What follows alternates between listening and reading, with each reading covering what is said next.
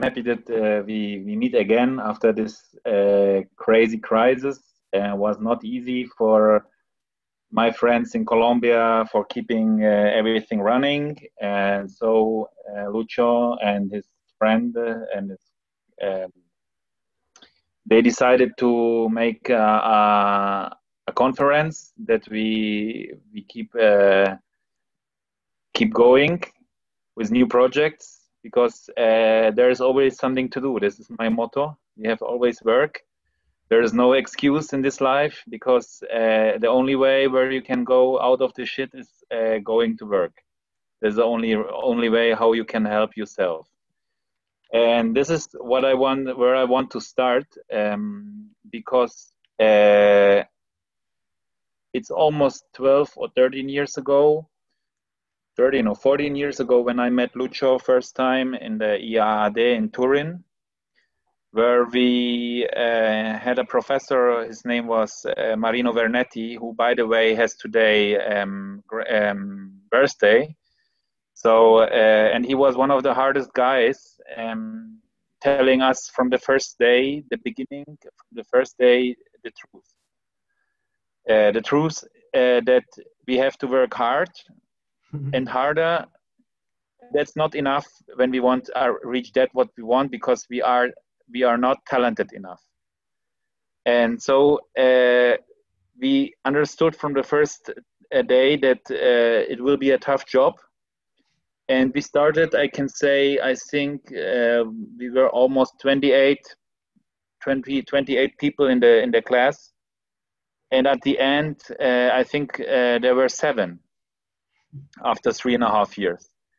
All the others left the school or didn't make it to go to pass the next level and to arrive the bachelor. And at the end, I have to say today, when I make wishes to Mr. Professor Vernetti, that he was right. And yeah, so what I can tell you about my story, maybe this is interesting for you. So I will start at the beginning. I was driving cars like everybody who loves cars in the school, and I didn't know that this is a profession. And so I was very lucky when I found out with 17, 18 years that it is a profession and you can go to study it. And so I applied on 2 schools or 3 schools for a course of transportation. And because I had no money, I applied for the scholarship, which was something really crazy for me and even sometimes very frustrating, because there was one school in Germany who told me that I am not talented enough, for example, which is Pforzheim, you know very good, where I had to find out after that I had made the wrong internship, because a couple of kilometers away from Pforzheim is a city. It's named Karlsruhe, and in Karlsruhe at that time was located. Sorry, there is a question. Then maybe we can listen it. Camilo. Yeah. Camilo Mondragón, do you have a question? Pueden hablar en español y le traducimos a Jakob. If you want, si quieren hablar en español, todo bien. Y le preguntamos. Camilo Mondragón. Y si no entienden algo, pues nos dicen también y les traducimos sin problema. Okay, no, sorry, Jakob. It's a question. No problem. Okay. No problem. And some kilometers away, there was the city Karlsruhe, and there was Mr. Kolani, Professor Kolani, who died unfortunately 2 years ago, with 92 years. He's one of the biggest designers of the new age area of bionic design. You can name it together with Zaha Hadid, with Ross Lovegrove, with Karim Rashid. I would say these are the top 5, top 6 of the bionic design today. And he was one of the first guys who was studying aerodynamics. And so I wanted to apply for transportation design, and I applied at Pforzheim, and I applied in Italy, in IAD,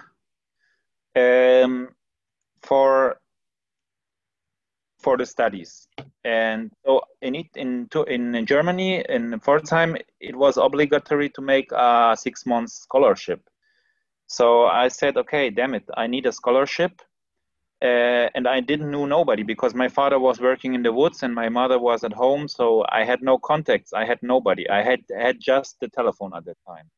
Mm-hmm. So I was searching for addresses, and I found out through a little work I had to do for my school, for my high school finish, that about the bionic design. And I found out that there is a big master of bionic design and modeling in Karlsruhe, which name is Professor Kolani. And at that time, I didn't know that he's a superstar.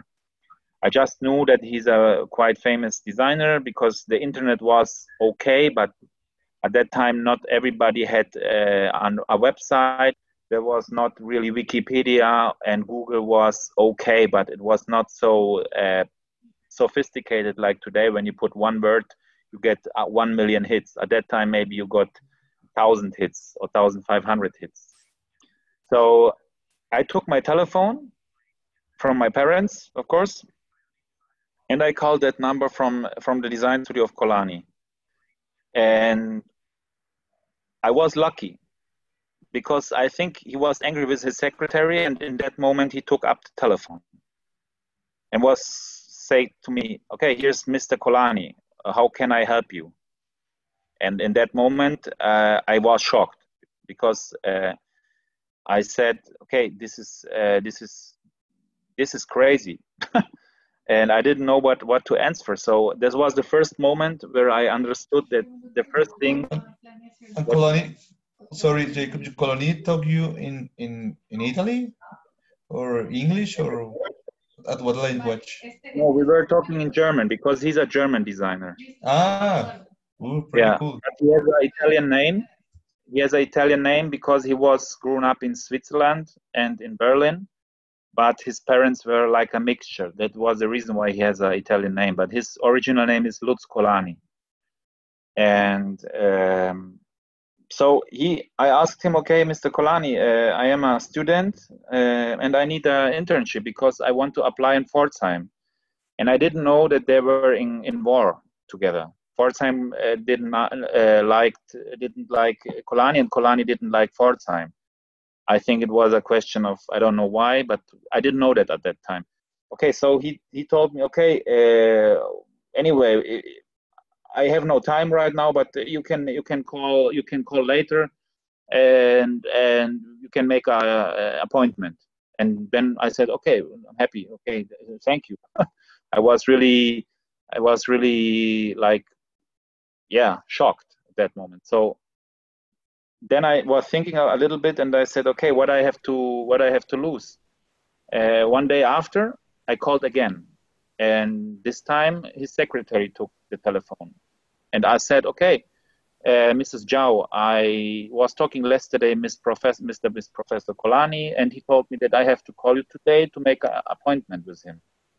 And I think because she was shocked from him, she said, okay, when you can come? And I said, I can come tomorrow or the day after tomorrow. She said, okay, what is at 9 o'clock in the morning? And I said, okay, 9 o'clock in the morning, because I was happy that I get an appointment with him. The only thing was that I was living in Munich and Karlsruhe was like 4 hours away by train. So that means that I needed to take the train at 2 o'clock in the morning, that I can arrive at 9 o'clock because I had no money, so I had to take the cheapest ticket. And I think I had to change the train 3 times. I don't know exactly anymore, but I took my drawings, what I had, and I was going to Karlsruhe. And at 9 o'clock in the morning, I was ringing the door of the studio, and Mr. Kolani opened the door and said, nice that you are here. What do you want? And I said, I didn't know that, but I have an appointment with you. You have an appointment. Okay. Maybe the secretary told him, but he was so crazy that And he asked me, where are you coming from? And I said, I'm coming from Munich. And he said, oh, you are crazy. You slept here in Karlsruhe? And I said, no, I came by train. So you got up really early? And I said, yeah, at 2 o'clock or 3 o'clock in the morning. And so this was my ticket to enter in his studio, I knew later, because he understood that I really wanted this scholarship, that I really wanted this internship, which I needed to go to school. And so I explained to him everything, what I have to do. And then he told me that I have to pass through his museum, which was at that time in Karlsruhe located. And there were all airplanes and the rockets he did for NASA and high-speed cars and everything built one-to-one. And after that, I asked him, I was really, let's say, I was 19 years old and he was almost 80 years old at that time. I think he was 81 or 80. And so, yeah, so he let me sit beside him, and I was there sitting on this chair for a whole day and just looking him work. And I didn't say not even a word, because I was so, it was everything too much for me. I never expected that with 19 years, he will allow me to come, to give me an appointment, to enter in his studio and everything. But I think my ticket to enter was that I showed my motivation arriving there at time at 9 o'clock in the morning, doing the whole travel from Munich. Hello. Yeah. Hello, Jakob. Hello. I have a question for you. I just wanted to know, what do you think about the possibility to get a job in the automotive industry without passing through from a scholarship or from a famous design school? It is possible? It's really hard. What do you think about it? Okay. I will take this question. I answer it quickly, and then I will come back to your question later.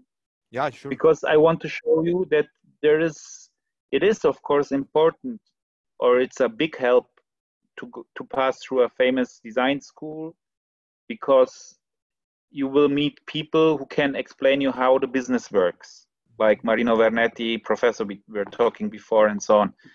But I would say 80% is yourself, because you, with the tools today, you have to, for free online, you can do such a lot of things that you can apply with a very high professional level already at a school scholarship, at a design studio, and even in big car companies. I'm sure about this.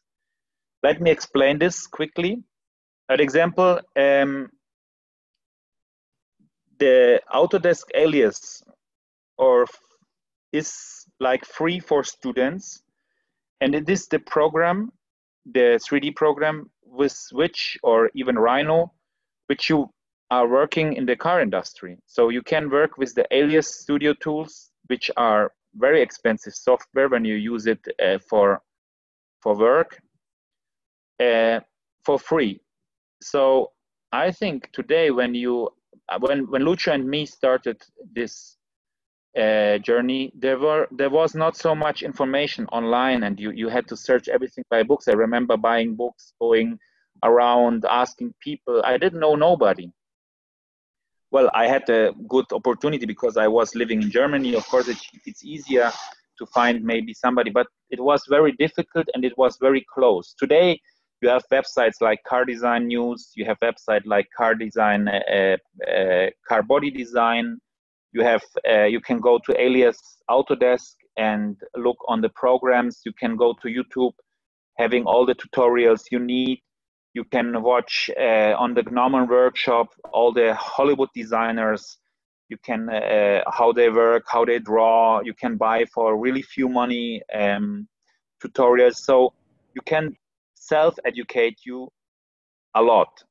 And I see it often with guys from the engineering department for the 3D modeling department where I work with guys from Czech Republic mainly because I am half Czech and I understand them very good, and we work since 10 years. They are all guys who never passed a famous design school, a famous design studio. They all teach themselves going through free software or buying the software in a student version and educate themselves. I can show you later a car. It's a Lamborghini we made for Mansory, which I modeled with two very skilled, I would say one of the best modelers I know. And both of them, they made an engineering degree on a university, but they never did a design degree. And the engineering degree was engineering, but it was not 3D modeling. The 3D modeling they learned by themselves, modeling in Rhino. That car, which I will show you, is completely modeled in Rhino from A to 0. So they got the sketches from us, from me, and from my colleagues. And after that, they got the 3D data from us and they started modeling the body. But they learned before, of course, and we worked before many projects before. This was not their first project with them. So I would say, yeah, of course, there is a chance today more than ever to go working in the car industry. And I think it's, even if there is more competition in the world, because there are many people who are very skilled, it's much easier to find your way when you are really tough in the way of self-educating. And like Sasha Selipanov, who is the chief designer of Koenigsegg, they asked him in a conference the same question what you said, and they said, okay, is there you are one of the most skilled 3D modelers in the world. Is there a school where I can learn 3D modeling? And he said, yeah, YouTube. And so it's, I would say 80% or at least 70% is yourself, your self-motivation. That means a lot of work, thinking the whole day about the topic, and you will find out if you want to do the job just because it's famous, because it's posh, or you do it really because you have passion for it. And this is the second thing I think you have to bring with you. You need a lot of discipline and motivation for self-education, and you need passion. Without passion, you will never do your way, because there are many moments of frustration, many moments where people say that you are not enough educated, that your stuff is shit, that you don't draw nice things, that everything is crap what you do. And these moments, you need your passion, because you will understand, okay, they don't understand me, and I go forward with that what I want to do because I love it. I don't do it for the others, I do it for myself. So they are not able to take it away. Yeah, this is, I would say, the quick question. And the second thing is, once you have educated yourself on a certain level, it will be much easier to find a scholarship on a famous design school. I'm sure about this. Okay. And today you can almost write every designer, chief designer on Instagram, ask him a question, and many of them will answer you. This 10 years ago was impossible. So I think there is always a way, yeah, for sure. And Jakob, this is maybe, yeah. Sorry, we got another question from the chat for Carlos Ponke. He said that it's better to be a pencil master or a computer expert to be a designer. Well, this depends. It's you can be like, when you look, it depends. I am not even a 3D modeler. I am not even a good pencil master. I know both disciplines, but my best discipline is clay modeling. And almost every car company, and I can show you with, let's finish this, and I will show you, because I think these are questions which will be answered when I will go forward with that, what I want to say. Because I would say you need just to find a technique where you can show your creativity, where you can show you ideas. It doesn't matter if it's drawing, if it's 3D modeling, if it's clay modeling, if it's paper. You can make paper models showing your car with paper. When you look at the new Tesla Hypertruck, where you, okay, it's strange, but it's a car at the end. And you can do it from paper. You just need cardboard and you can build this car, and the whole world is looking at it. If it's nice or not nice, it's another question, but it is there. So it depends on you, which technique will be the easiest way for you and the best way to show you creativity. And this is what I want to say, where I can go forward with the thing at Kolani. When I entered in Kolani, I was lucky to enter in the design studio of him in Karlsruhe. And if you want, I can show you a picture how he was working. It was crazy because I never after that have seen a studio with such a freedom and such a special spirit, let's say. I will share you now a couple of pictures where we can look at. They want to listen all the history about your scholarship in Kolani, West internship. Yeah. Okay, 1 second. 1 second. Okay.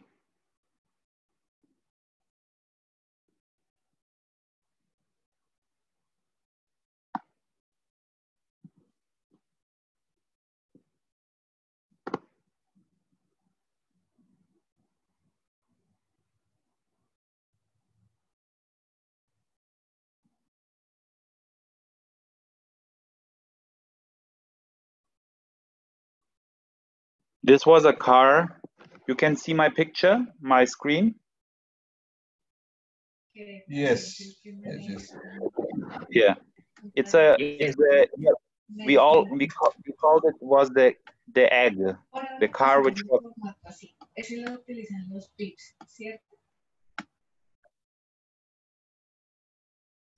You can hear me?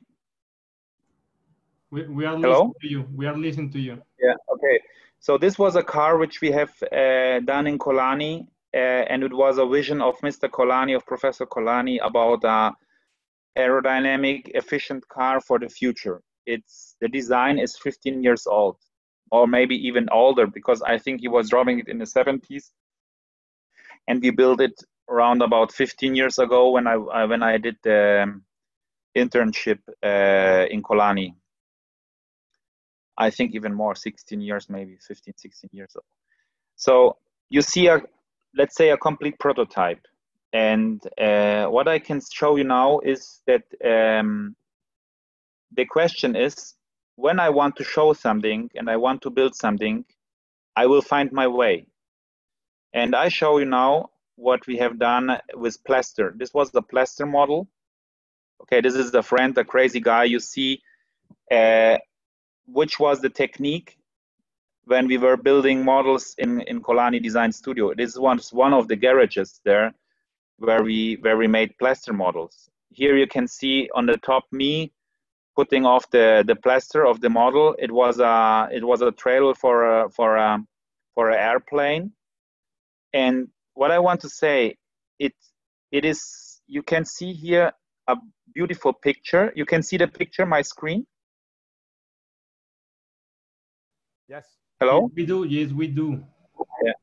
You can see here a model where you see it is made from polystyrene in this area and from plaster. And the car you have seen before was made with the same technique. So the question is, which technique is your technique to find your way to explain yourself, to show your creativity?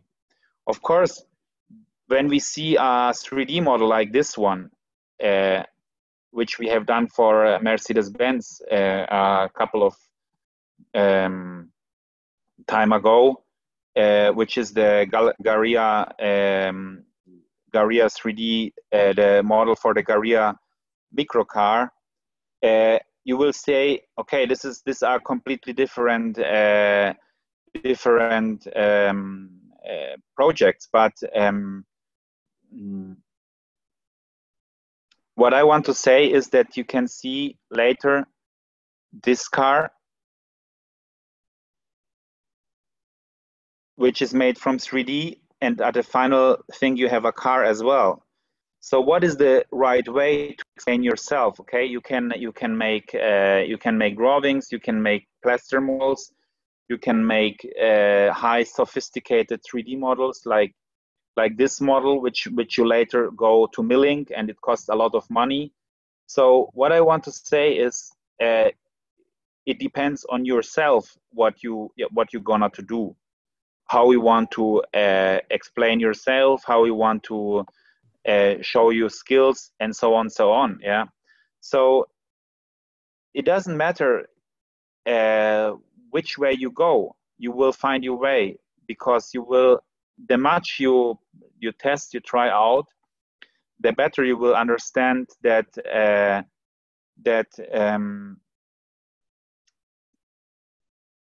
which technique is the best for you to explain yourself. And when I was finishing in Kolani after 1 year, and I applied for the scholarship in Turin and for the school in Germany, I built a model because I was not so skilled in drawing, and I knew they want that you can show, you had to apply with drawings with 3/4, 3 back and side. So what I did is I built first the model, and then I made pictures and I draw the drawings on the model, on the pictures, on the photographs, because it was much easier for me. They wanted the drawing, okay, I did the drawing as well, but first I did the model. So for me it was much easier working like that because I was very quick. So, but I say there are guys which I knew from my class or from our class, which were very skilled drawers, yeah, and they never knew the model. I never have seen them touching a clay model.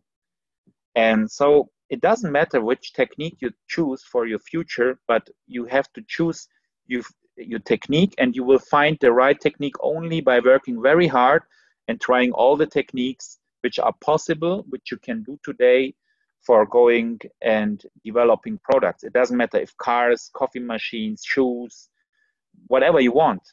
Today, design or styling is, I think, 360 degrees, because even a car is like an industrial design object. And so I think this was, for me, the lucky thing that I had the good skill. I learned the skill of modeling in Kolani. And so I could apply for the Italian scholarship, and I won the scholarship, the 100%. And so I was very lucky to go there. And the next step was why I was possible for me to enter in the Pininfarina Ferrari Divisione Ferrari department was because after 2 years I was asking my professor, which was Professor Corbi at that time in the IAAT in Scuola Torino in Turin, if I can make a scholarship in internship in Pininfarina. And he said, yeah, I will see. And I said, Professor, I don't want the scholarship in the design department. I want an internship. I want the internship in the modeling department, because I knew from Kolani and before that the cars are not growing on the paper. They start to getting alive in the modeling department. And at the first moment, he was a little bit crazy, thinking that I'm a bit crazy, because why he's studying design and he wants to go in the model department. But this was my big luck, because I wanted to go in the modeling department, and so he made it possible that I could go in the modeling department, because I showed before that I was able to model and with clay, which we have done in the kitchen. So, because sorry, we had Jakob, sorry, sorry to interrupt you. So what do you mean for the 3D, it is the 3D modeling workshop or the 3D CAD modeling or the clay modeling? It's not clear. Well, the 3D CAD modeling, which I showed you here with the 3D model. Wait, I share. Share again. This is a 3D CAD model, okay? The other one, this model, what I showed you in the folder of the Colani work, now I closed it, is a plaster model, or like you can see here on the Mclaren picture. This is a picture from the Mclaren studio, from the newest creation. It's the long tail, the latest Mclaren supercar with the center seat. Maybe you have seen the car. This is a clay model, so it depends on you which way you will choose. If you go clay modeling, like this picture, or if you go CAD modeling, like this picture or this 3D model here, or if you go and you will draw like these super cool sketches I have here seen from the Mclaren Designs guys. Yeah, this is a beautiful sketch. You can see the whole car on it, and a clay model or a 3D modeler can model it for you. So it depends on yourself which technique you will choose for going for this business. And what I want to say is, I was in the during the studies, the others, they were drawing, and Lucho and me and Sergio from Mexico, we were living together in one flat in Turin, sharing the flat and sharing one room for sleeping and so, because we had no money to model in the kitchen. We warmed up the clay, which we got from a brand who is clay modeling, producing clay for models. It's called Koi. And I was writing them an email and calling them by telephone and explaining our situation, that we are students and we have no money and we want to learn this technique, but nobody wants to sponsor us. And so I asked you, the company who is producing the clay, if they can sponsor us with a couple of clay. And so they sent us clay to Turin. And so we started. We had no workshop at school. We had no workshop for this. So we started in the kitchen, and we were modeling on the table our clay models. We did pictures. We were drawing beautiful sketches on the photographs, and we put them in Photoshop, and we made nice renderings and beautiful presentations. So the effect of that was that we won together the Yamaha project as the team. And at the end, they didn't choose us for a model because they knew that we will build anyway a model by ourselves. So we didn't want the model because they knew they will build anyway a model. So the others won the model, unfortunately. So this can happen as well. So this was the way that I want to say is, you don't have to follow always what all the others do. You have to follow yourself, and you have to go by yourself and find your own way how you can express yourself. You don't have to follow always the path of the others. And so this was a good thing for me, because I entered in Pininfarina. I was in Ferrari. I was happy to work on the 458, and the people in the modeling department, they were very, very, they appreciated a lot that the design student wants to work in the modeling department. So they let me work really on the Ferrari 458 Italia. I was lucky to work at that time even on the Ferrari FF, which was the first shooting brake from Ferrari. Then I was working in the modeling department on the Rolls-Royce Hyperion later, and on the Maserati Gran Cabrio, sorry. And so these were the models which were at that time in the department, and because I had to learn, they sent me from one model to the other, but mainly I was on the team where they worked on the 458 Italia at that time. Jacob, And yeah. sorry, we have another question here from Yeah. Carlos. He say about what will be for you the attributes of a visually perfect car? About maybe the aesthetical way that you look at a car. Well, this is something very tough because I worked 10 years in Mansory, and honestly, I have done products for a certain target. This is a product which you cannot sell in Germany. Nobody will buy this type of cars in Germany. Nobody, or maybe a handful of people. This is a question of culture, and I think every culture has its aesthetics. And so I don't think that there is a perfect shape of a car, but Maurizio Corbi, our professor, told me from Pininfarina, he told me a very good rule once. And I follow this rule for a private project. I'm working on it now. Make it simple, keep it simple, and make less design elements as possible. When you arrive at the point that you cannot remove any design element anymore on your car, then you have found the right shape. And the second thing is proportion and ergonomics. Ergonomics, there is a very good book which explains the ergonomics. It's called H Point.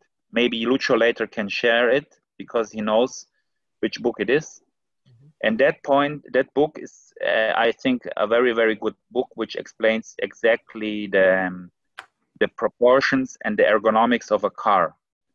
Because at the end, a car is always something which has to carry people and which has to follow the ergonomics of people. And then on the point of styling, I would say the more you will study the history, you will go looking what Ghia designed, what Pininfarina designed, what Bertone designed, what all the French coach builders designed, what the US people designed, like Virgil Exner, like Harley Earl from GM, like Bill Mitchell, the old Corvette Stingrays, and even the new Lamborghinis. All these cars, they have a DNA. And you can understand this DNA when you go study the history. And the more you study the history, the more you will find your own taste. This is what I want to say, because you have to find your own taste. For me personally, I love the Defender. I have a Land Rover Defender. I love the Dodge Viper, for example. But these are cars where I was, when I was a little boy, I was dreaming about, and after many years of work, I could afford them. But this doesn't mean this is the perfect or beautiful car. It's my taste. It's my culture maybe. So, Jacob? Yeah. Well, I'm hearing you about the car's design. What do you think about the new BMW M3, the new grills they are really like Tesla model. They're making a lot of noise in the car world, for example. Yeah, these grills are, when you look,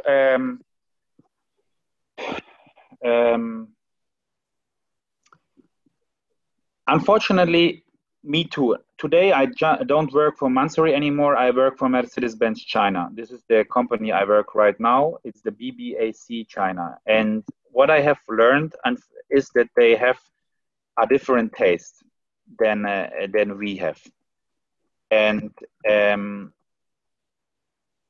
the thing is that when you build a car today, you have to think to your markets where you want to reach, where the car has to be sold. And today, the problem is that when BMW is planning a car, they have to plan it mainly for China. And the new grille is not the taste of a designer or of of a technician in BMW. The new grill is the fruit of a collection of moods and tastes which they collected around the world in their different design studios. And I can show you an extreme project, which is a car which is a top seller in China and in Japan, but you will not find it in Europe, you will not find it in US, and you will not find it in Latin America as well. But it's a top seller in China. And I found it now here. This is I think, very interesting because it explains everything. This is the only VIP van which exists in the world by Toyota and Lexus. You can see the car?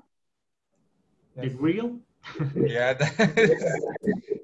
So you can Google, it's the LM300H, and it's a top seller. It's very expensive. It costs more than a Mercedes-Benz S-Class. And this car is made especially for the Chinese market. So when you look at the new BMW and you look at this car and you look on the new 7 Series and you look on the importance of Chinese market for BMW, you will understand why the grill is made like it is today. It's not my taste, Wow. it's not your taste, but Yeah. it's the taste of the main market where the car has to be sold. And that's unfortunately today the answer. It's the same thing which we have done in Mansory. In Mansory, there were coming out cars where, for me, I will never buy the car, but the people liked it. It was a research of clients, of our dealers worldwide. And so we did the cars like the clients wanted. I had to learn on the beginning in Mansory, when I started, the extreme colors Mansory was using. For me was crazy because I never have seen a car in rouge or in turquoise or anyway, all the colors. But I have understood that the people who live in the desert or they live in the taiga in Turkmenistan, in Russia, or so on, they don't see really colors. So they have to have objects around them by colors. When you look on the Muslimic moskea, the house of their god, you will see a lot of colors inside. Even there, so it's the different culture, and there is not right or bad. It's just your taste and it's your culture. So when you will build a car for Latin America or for Mexico or for Colombia or for Canada or anywhere, you will do it for your market. But for a big company like BMW, it's always a big challenge to satisfy all the dealers, all the clients. It's really a tough job. And honestly, I have a big respect, even if the car is not my taste, that they have done a great job again. Yeah. Well, thank you, Jakob. That's clear. Yeah. And so, you know, it's at the end of the day, you have to find, this is what I want to say, you have to find your own way, what you want to do. You do the job for passion, like people, there are many people in the world, like singer Porsche, example. It's a perfect example. He decided to take a Porsche and make it how he likes it for his taste. And he makes great cars. And he does beautiful cars. And you have to wait almost, I think, 2 years until you get one when you buy it. And you have to bring $400,000 with you. So there is, and I don't think that he was sitting in the evening at his home and thinking about, okay, how I can do a car for China. He just said, come on, guys, I want to build the Porsche. I love it, but I build it how I want, my own Porsche. And so when you will do that, what you have your passion for, you will find a lot of other people who will have the same passion like you, and you will find your clients in these people. So I think follow your own feeling, follow your own heart, and keep working. keep hard working. This is very important. And don't look at the fame of a job or something. I can tell you a funny story, as example. In Mansory, I think was 5-6 years I was working there, and I have seen a lot of VIP people, football players, politicians, musicians, Hollywood actors, and so on, so on. After that, you have seen the 5th or 6th or 7th of these guys. You are not anymore excited, because you understand that they are people like yourself, and it's nothing special anymore. It sounds strange, but it's not special. And there are days where you know that there will come a actor or a football player, and you don't want to go to work at that day, because you know it's only stress. It's not a nice working day, because when the important clients coming, the whole company was nervous because everything had to fit, not because of the actor of the VIP client, but of course of our boss, because he was angry when something doesn't work, because he wanted to serve the client very well. So we knew, okay, when there is a coming important client, it's only stress, so better he doesn't come. So we had a helicopter. We have a helicopter landing place in Mansory, and so the people sometimes arrive by helicopter. And so when the helicopter stands there, he cannot stand the whole day there, because they are booked. So they often book the helicopter for 3 or 4 hours from a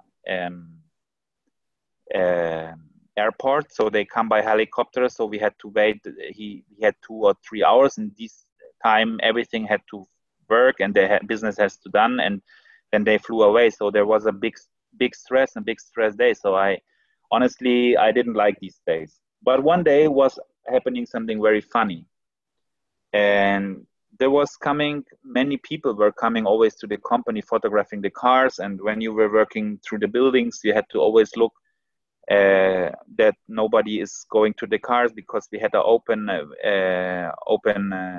door, let's say open door. You could enter in the company, because we are very outside in the countryside. Mansory is in the woods. It's like a 1 hour drive in the woods, and then the company arrives. So, and one day there was coming a young guy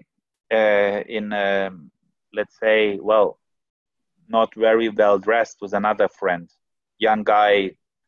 And I said, hey guys, you cannot photograph here, because it's not allowed. We have no insurance, and you have to leave the building. You have to leave the area. Unfortunately, I cannot help you. He said, oh, sorry, but please, call me, because I want to speak with your boss. And I said, yeah, sorry, you have to write an email. I'm really sorry, but please leave the building. In that moment, a colleague came out of the building and said, wait, this is my appointment. And I said, I didn't know that you have an appointment. Yeah, but I thought you ignored me and so on. Okay, I said, sorry, okay. Go with the sale guy, and he will know everything. And so I got back in my design studio, and there was a colleague drinking a coffee on the window, and Lucas, he was one of our designers, and he said to me, hey, what happened down there? And I said, there were young guys, and they wanted to photograph the cars, and I had to tell them that they have to leave, unfortunately, the area and so on. And he said, are you crazy, man? This was Benzema. And I said, who is Benzema? And he said, man, you don't know Benzema? It's the football player from Real Madrid. I said, okay, sorry. So I didn't know that even. So this was something where it happened to me, because I often didn't know the people. And I wasn't working there for fame. Other people, they were looking for that. So what I want to say, it's not that what the image is from outside. You have to understand the work, what you do for yourself, and you don't have to be. You can do anything, any work in the world, when you will find the passion for it, and not because somebody tells that it's beautiful or it's fun or it's something like that. And I have to say, the other good thing on this job is, this is for fair, I have to say that, is that you can work on beautiful cars. And one of the nice cars I have done, or we have done, is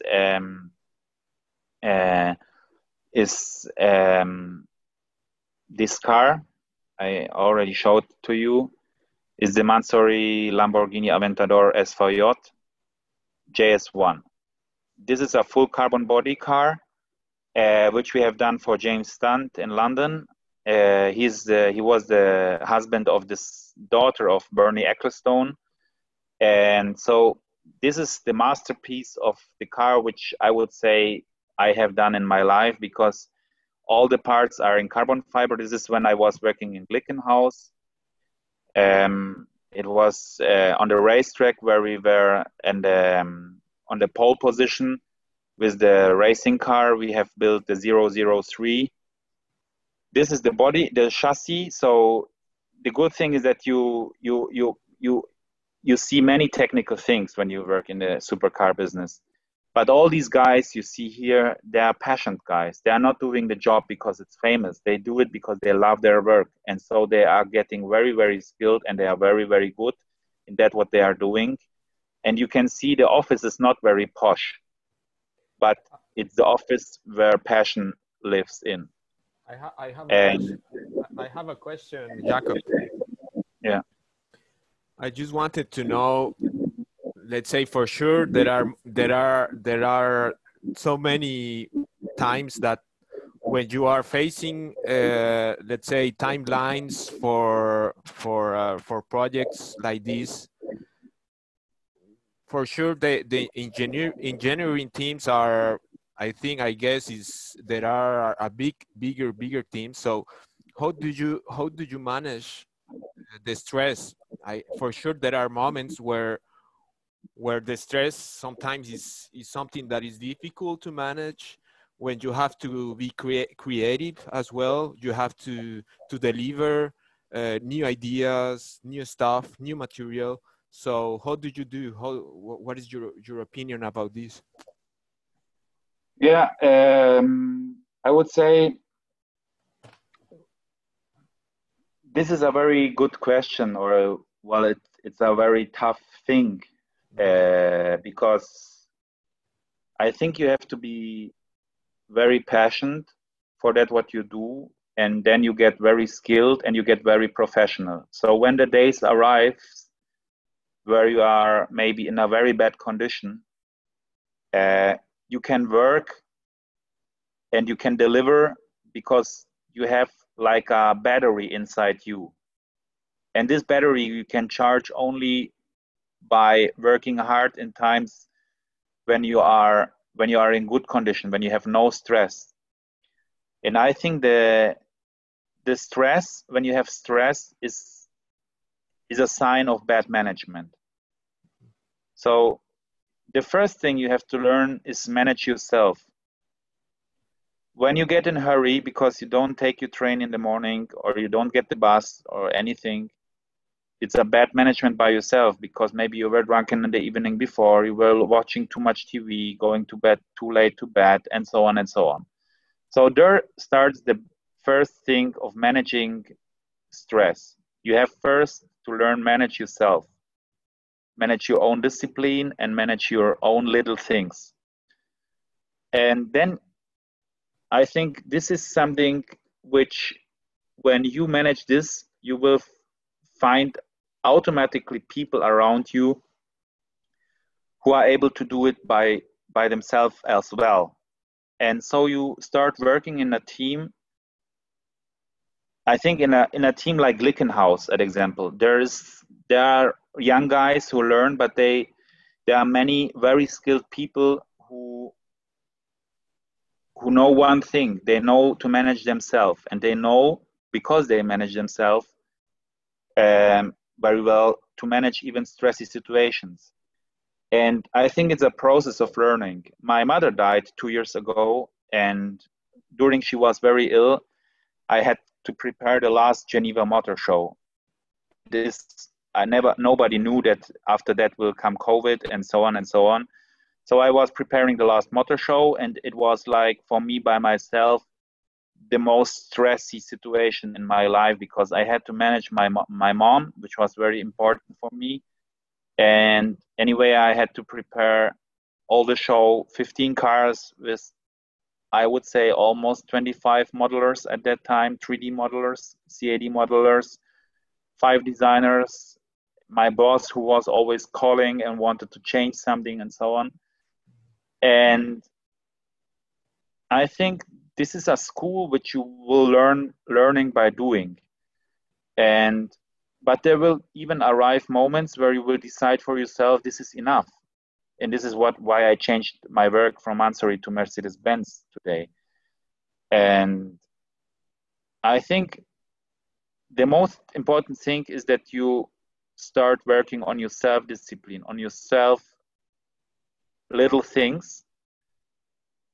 Because when this is okay, when your home is okay, when you cushion at home, your bed is made, when you leave your room in the morning and you make your bed, you don't leave it like it is, but you prepare it for the evening, is the first step to manage stress. And all these little things are very important at the end to manage the stress of very big situations. Yeah, this I would say. Thank you so much. And yeah, what I want to say is one very important thing is even when you have good friends. And good friends you have when you care about your friends and your colleagues in the time when you don't need them. When you ask, like today, Lucho and me and all the network we have around the world, we call time to time, we ask how we are and so on. And this is something very important to care about your network, to care about your friends, to understand for yourself who is your friend and who is not your friend.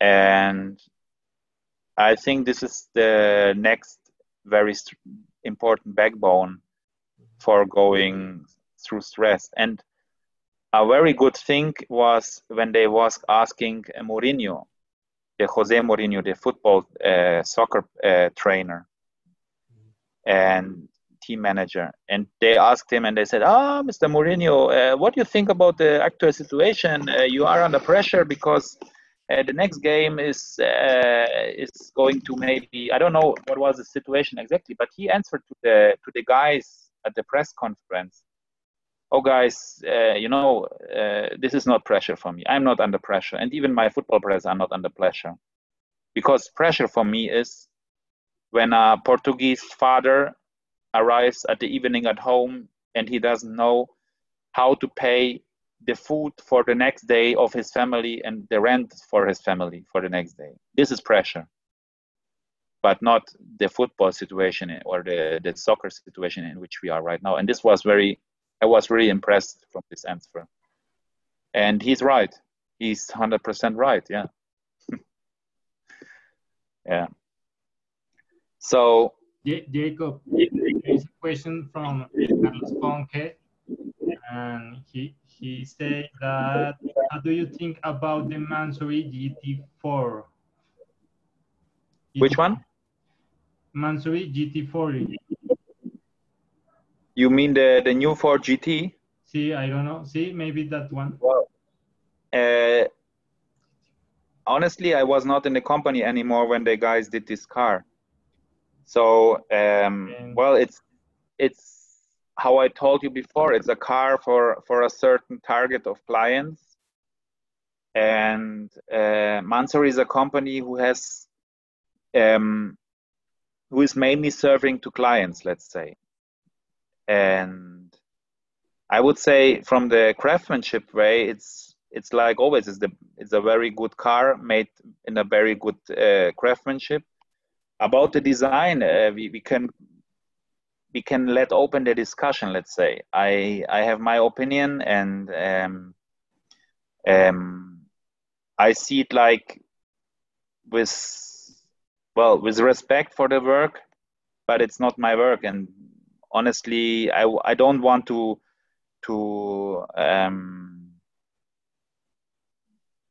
talk about work which my colleagues do right now or ex-colleagues in the company, because I have respect for them and I know the situation, and I know often that it's not always their decision what they want to do by style. It's often the decision of the client. And so this is my answer. Yeah. I think there are better ways to do this job. Yeah, that we can say. We are recording everything, Jakob. Hello, Jakob. Yeah, hola. Hola. I would like to know what is your vision about the future on transportation or automotive design. What do you expect about what is coming, your experience, and what we can think about the design in Latin America? Okay, this was even a very good question. Thank you for this question. I think the car, how it exists today, is not anymore a product for the future. At least not in many countries of this world. I think in the countryside you will still need a car, but in the cities you see it now with the Corona crisis. It was accelerating the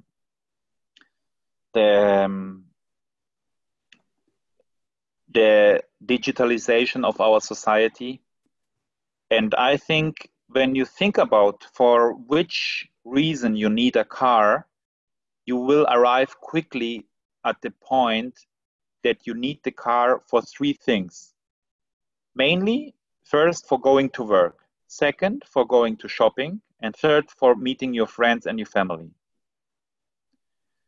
And I think when the first two things, like work and shopping, will not be anymore a reason to buy a car, because for digitalization, everybody knows right now that when there is an internet connection, you can work from home, or let's say a lot of people can work from home. And I am not a friend of this, because I think socializing with your colleagues, being under control of a company, which means even the law of work, that the company cannot call you anytime you want, and so. But anyway, we cannot stop this development. I think the digitalization is the future, and it will go very fast from this point now on, because many companies have seen that they don't need offices anymore, and this is the effect of New York. When you look on the newspaper in New York of the situation, what happens in Manhattan, it's crazy. When somebody would ask me 5 years ago that the rent in Manhattan will be falling down extremely, and people will offer 3 months of living rooms without paying the rent, you will tell to me I'm crazy. But right now, hundreds of thousands of people are leaving Manhattan, New York, because there is no work. Many offices are closing, and they will not reopen anymore. Not because the work will not be there, but they don't need it anymore. When you don't need an office anymore because you can work from home, you don't need an office anymore, you don't need to go to work, and maybe you don't need to go anymore to shopping, because you can even shop from home, or many countries like this. I think Latin America is the other case, because of course we have in Latin America different structures of society. But I think when Latin America will be intelligent, and Latin America is very intelligent, because we have many people around the world which are Latin guys, Latin Americans, and they love their home countries, they can make the step over the car. So they can start on a certain point where they will say, okay guys, in Bogota we don't need any more cars, we need an intelligent transportation. We need a digitalized public transport with all these cool minibuses, but organized with digital software, with digital applications. But we don't need any more personal cars. And when all these cars will leave the streets, there will be a lot of space for other transport systems like bicycles, electric bikes. Maybe we will even have more space for living in the streets. Like when I cut half of the street. Sounds crazy from a guy like me who worked for Mansory, who worked in Ferrari, who loves supercars and so on. But this is my vision of the future. I think the car will be a nice gimmick to, but it will not be it's not the product of the future. The product of the future are intelligent, digitalized public transport systems, which are very efficient because they can connect with the cell phones from everybody. And you put only in your cell phone where you want to go, and the system, the digital system, calculates the next bus, the next sharing mobility device, so on, which will take you and bring you to another place. And the more efficient it will be, the easier it will be affordable for even for the poor people. So this is what I think about the car and the future. I think all the design and the styling we do today, and even my work, what I do right now for Mercedes-Benz China, is nice, but it's not needed anymore. It's just styling, honestly. And I think what we have to do is we have to really think about complete new transportation systems, like Giugiaro did in the 80s, the credit card car. It was, for me, he invented the sharing mobility, because it was a public micro car which you could drive with a credit card, and you could enter even with a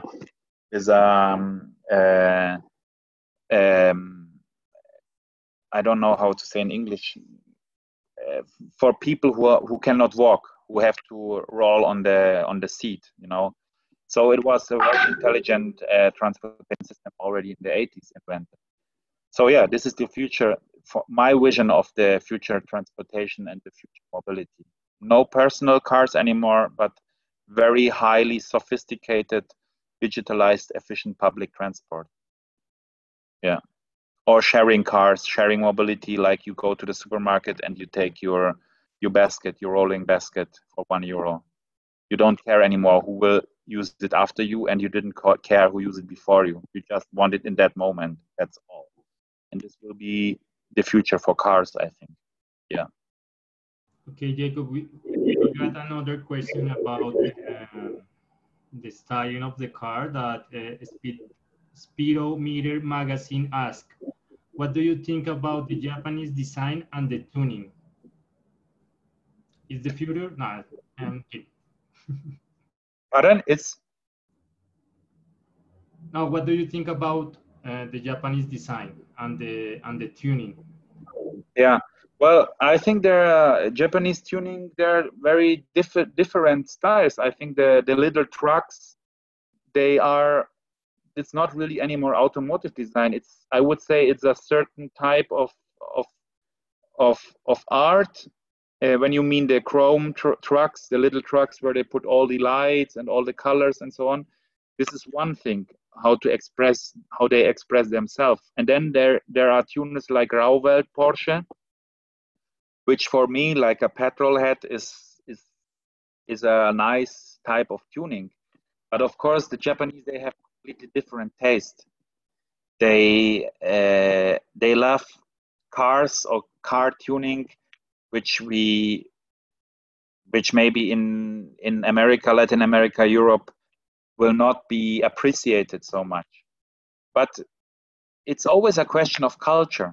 And of course, I will never buy a body kit or a tuning car which was not because it was made in Japan, but with a Japanese taste. Mainly of the Japanese things are when we talk about the classical tuning, like Wald tuning or so on. It's a little bit too much, I would say. But on the other hand side, I have a friend who studied with us, Masashi, and he did a Lancia Delta project, which is a beautiful, beautiful car, and it's a resto mod built on a Lancia Delta Integrale, and it recalls the racing history of Lancia, and so it's a very interesting, I would say, a very interesting project. And when you look at the Nissan Fairlady or the Nissan Z, they are beautiful cars. So the Japanese car design culture is very different. Like the new Mazda design, they are beautiful cars. One of the most beautiful cars, which unfortunately doesn't exist anymore because it got damaged through a burning accident, is the Mazda Furai. I don't know if you ever have heard about that car. Mazda Furai is it was a beautiful concept car from Japan. And so I have a huge respect about the Japanese design. Yeah. And yeah, this is what I can say about Japanese design. Yeah. It's a big range of where we can talk about. Yeah. Jacob, just a moment, please. Muchachos, recordemos que pues, ya Jacob va a ser medianoche. Entonces, los que quieran hacer la última pregunta para no demorarlos tanto, porque pues tiene que trabajar al otro día como todos. Yo. Jacob, just the last question because you have to work tomorrow and rest. Yeah. We are like a mother. Please, Jacob. It's bedtime. Jacob, I have a question. If you have the possibility to give a scholarship for a student, will you do it? Like I forgot the name. Like happened with you? Like, yes. Yeah, when I will have, I will do it. But right now, I have not the possibility, unfortunately, because the companies, I can tell you, many projects are frozen, and right now is a little bit tough situation. But you can send me if you want. Lucho has my contact, and you can send me your portfolio and your works, and maybe I will see. will have a look, and I can give you a feedback, and yeah. Okay. I can see if there will be a way, but it's right now it's a little bit difficult, honestly. Yeah. Okay, but it's possible because why I'm asking you this, because here in Lupo we have a lot of talent that we want to take out of Colombia, because we know that over Europe they can make their life different. So that's why I'm asking you that. So that's the idea. So, maybe Lucho will text you and telling you more about those students that really have a lot of talent, but no money. Yeah, I know. Yeah, I know about the situation, and just keep in touch with Lucho, and we can think about this. But right now, the situation, maybe in the spring it will be easier and it will be better. Okay. And maybe we can even find a solution for a good school in Germany. There are modeling schools as well in Germany, and they are for free. And maybe you can apply there, or the students can apply there, and it's a good starting point for going to be seen by the big car industry. But scholarships right now in Germany, the schools are for free.